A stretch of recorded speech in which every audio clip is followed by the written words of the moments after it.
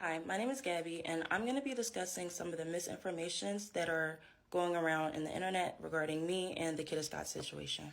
So, if you are unaware, Kada Scott is a girl that went missing in Philadelphia on October 4th. So, I did know Keon. He was my friend. I met him about 4 or 5 years ago, and he was also the local pharmacist. Now, me and my best friend, we were also mutual friends with Keon. He was our pharmacist. So one day Keon calls me, and keep in mind I am in school, I am in Maryland, and he will usually just call me, just to check up and talk. So he calls me and he asks me if I know Kada. And I'm like, yeah, like I know Kada. And he's like, oh yeah, I noticed that she lives really close to you. I'm like, yeah, like she lived right in the back of me. And I'm not thinking nothing of it because he usually calls me and, we just be chatting. He'll call me about the people that be around because he is the pharmacist. I live in the neighborhood and he be in my neighborhood. So we hang up the phone and that was that. We were only on the phone for 29 seconds. So you can see that this is the day that he called me and this was before Kada went missing. And we were only on the phone for 29 seconds. Also, I know that his name says Elliot in my phone. That's just what we call him. So a couple of days after that, my best friend calls me and, we're just talking about life. And I mentioned to her how Keon brought up Kada to me. I'm not thinking nothing of it. I'm like, oh yeah, like he was probably trying to flirt with her. He's probably trying to get at her. Mind you, me and my best friend, we know Kada because we grew up with her little sister. Now, we didn't know Kada personally because, again, we grew up with her little sister. We were around 12, 11 years old. Kada, she was much older than us, so we didn't really talk to her. So my best friend was like, oh yeah, like he probably thought she was cute, and that was that. So right here is the day that I called my best friend and told her that, Keon was trying to get at Kada. This is before she went missing. So a couple days, maybe a week after that, it is reported on October 4th that Kada is missing. So keep in mind, I am in Maryland, so I'm not really into all the Philadelphia news that be going on. So I'm not knowing that Kada is missing until my best friend sends me a text and says that Kada is missing. So this is the day that my best friend tells me that Kada is missing on October 9th. So I'm in my friend's dorm and I call Keon and it's a lot of music and a lot going on in the background. So I go somewhere that's quiet and I tell him, Keon, Kada is missing. Like that girl, she's missing. So he was like, what? And then after that, the phone just hung up. So here you can see that I called Keon and we were on the phone for 2 minutes. So you have to keep in mind, this was my friend, okay? I did not think that he could be capable of anything like this. In my head, I'm just thinking, there's no way in the world he could have did something like this. There's no way in the world.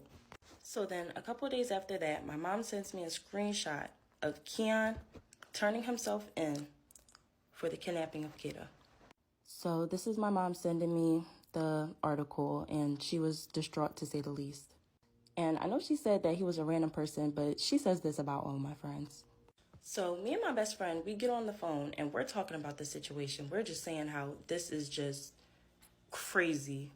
This is the call of me and her talking about it. Now, this is all happening around the time that I'm taking my midterms. So I'm really just trying to keep my head on the books. And I wasn't really trying to let this stress me out. So I kind of just let it go. He turned himself in. It's not really much to say or do anymore. So a couple days after that, me and my best friend get on the phone and we're basically just, talking about the Kada situation. And she says that she thinks that I should call the cops. So she was basically saying that she thinks that I should call the cops and tell them that Keon was, asking about Kada. Now, at the time in my head, I'm thinking that there was no reason to call the cops. He already turned himself in. And I felt like it would be kind of a waste of time to tell them that the guy that they already have in custody, called me and was asking about the girl. And me personally, I'm not a cop caller. Like I don't call the cops. That's just the way that I grew up. That's what I was around. They will always tell me, you don't call the cops. So I just felt like, the information that I had and the fact that, I'm just not really a cop caller, it wouldn't make sense for me to call the cops. So then my best friend tells me, well, if you won't call the cops and tell them, then I will. And then she basically tells me that she doesn't want to be friends with me anymore because I won't call the cops. And I told her, that's completely fine. I just don't want any involvement. So then we hung up the phone, and then I believe she called me again with the police on the other line. So you can see I told her, you know, I'm sorry, I'm not talking to the cops, and yeah. Now, I can see how this could be cruel, and I do take accountability for that.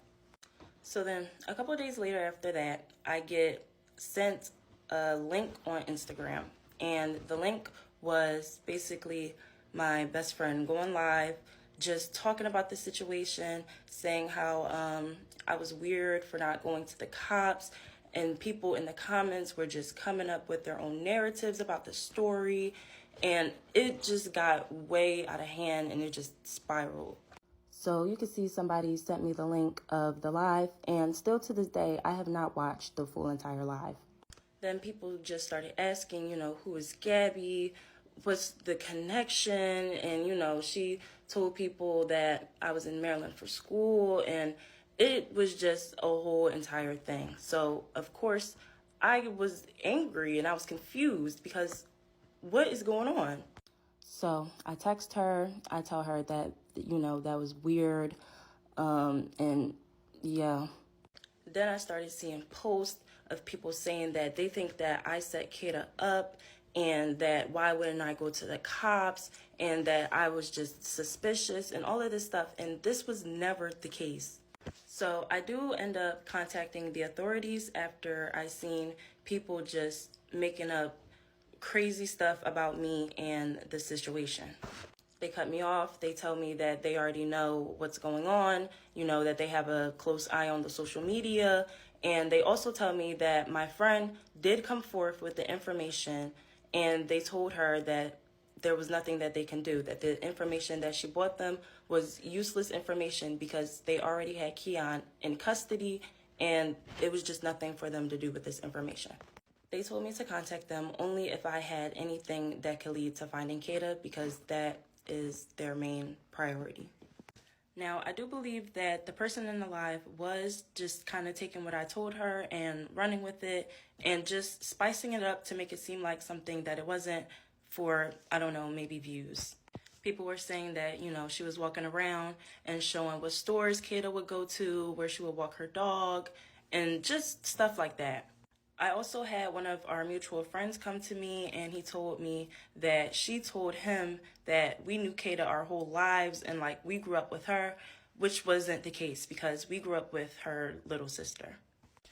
Now, I do think that the person in the live was taking what I told them and kind of just running with it and spicing it up to make it seem like it was way bigger than what it was. And I basically think this because I had a mutual friend that came to me and said that she came to them and told them that we knew Kada our whole life and that we grew up with Kada, when that wasn't the case. We grew up with her little sister. My prayers go out to Kada and her family, and I hope that she can make a safe return home.